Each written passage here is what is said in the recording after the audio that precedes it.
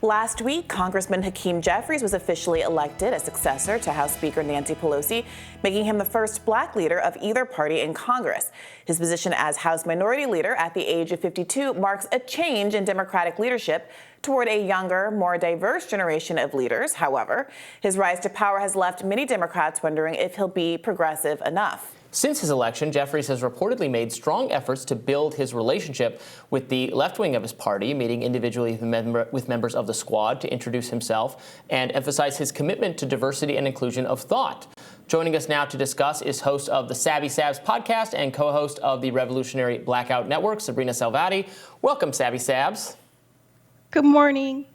Thanks for joining us. I don't know if meeting with the squad is going to really get the job done, because I've heard a lot of criticism of the squad members themselves for being insufficiently progressive from no less an authority than Brianna Joy Gray over here, and perhaps yourself as well.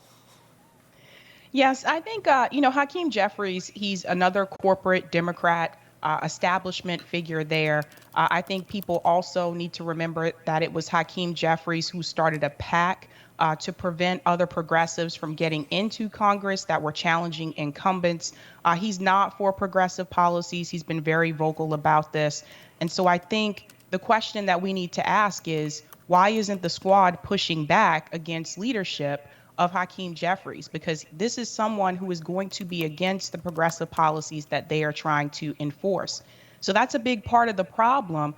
And I think that this brings to a larger question here about whether or not the squad is actually doing what they're supposed to do in reference to that Justice Democrat strategy. And they're not. And so for me, I talk about this often about how they're not doing a hostile takeover of the Democratic Party, how they basically just align themselves with corporate Democrats like Hakeem Jeffries. And so I think, I'm someone that's on the bottom of the totem pole. I think they're going to need to hear this message from some of the organizations that they're a part of.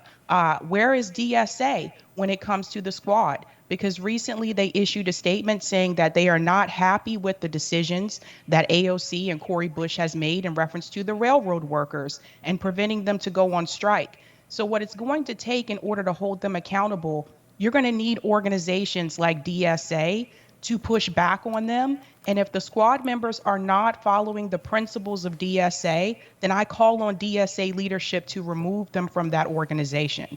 But I don't think that's likely to happen.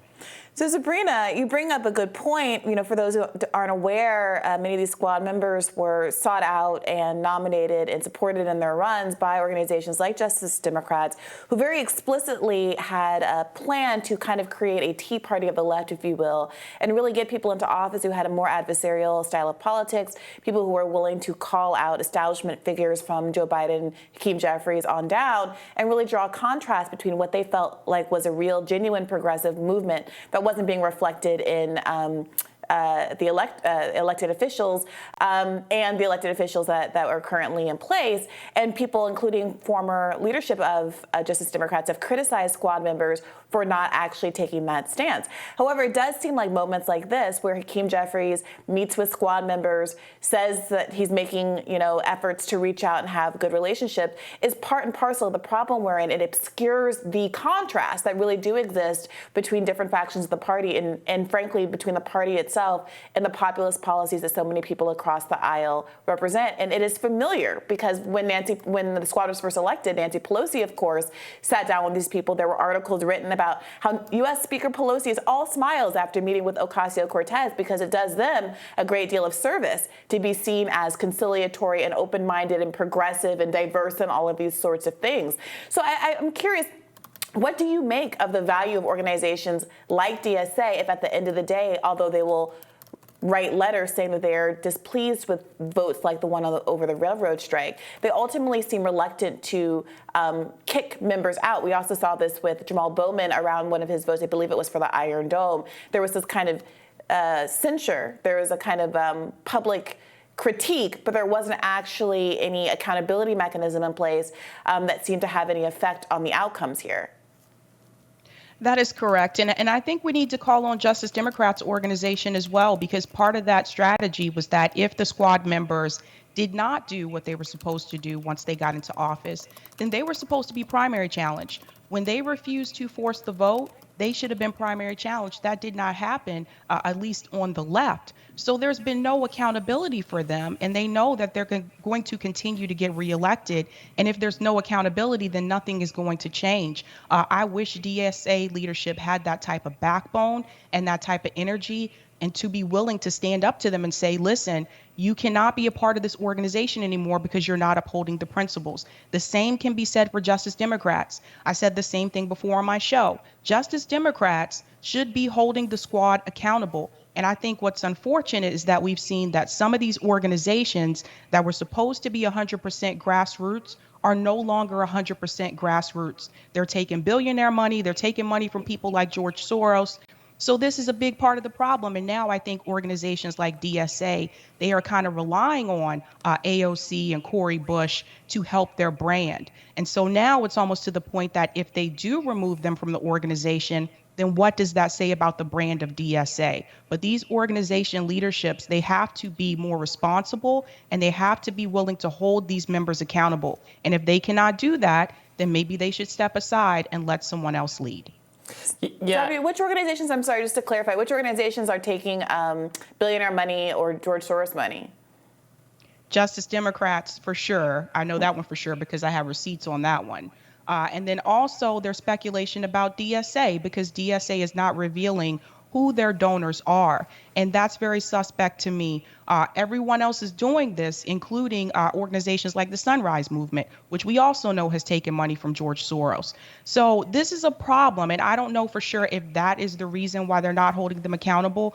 I really think that they have been, now they're pretty much relying on those politicians to help their brand. And now it would look bad for them PR-wise if they were to remove them from the organization.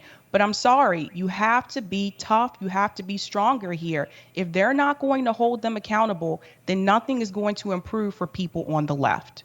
Yeah, I mean, the difficulty is, you want to portray your movement or your organization as broad and having a lot of members and having high-profile supporters like the squad members, and then so you're excessively, beholden to, well, we're going to be very principled and no true Scotsman this, and then it'll just be an organization with a very small, limited number of people. This is the kind of, I think, strategic tension that ideological organizations kind of go in circles on. Like, how broad can we be? Can we bring in people if we 90% agree with them, 70% agree with them, et cetera? And you get yourself in this place where even though the squad members are, on many fronts, like more progressive than many other Democrats, still, but in what if they're letting people down based on what they promised, they're not being as good as they were supposed to be, then you get into this weird place where the organizations feel like they want to dissociate from them. That's correct. And I think we need to ask ourselves, are they effective at this point in time? Based on what I've seen, they're not effective. And I think the strategy of putting progressives into the Democratic Party, when this was introduced at the time, in theory, it sounds great.